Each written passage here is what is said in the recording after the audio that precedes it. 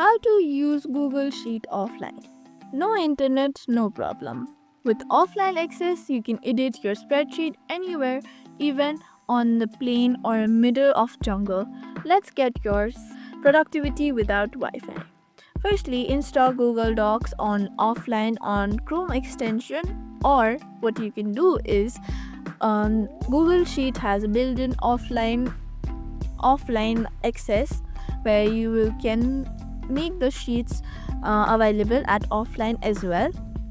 So what you can do is go to the sheet, choose the sheet which you want it to be offline, available at offline as well. Then tap on the three dot icon of the sheet.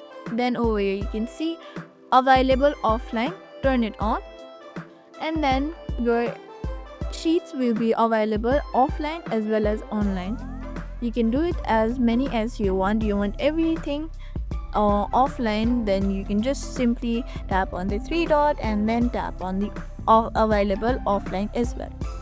Now your spreadsheet works even when the internet doesn't.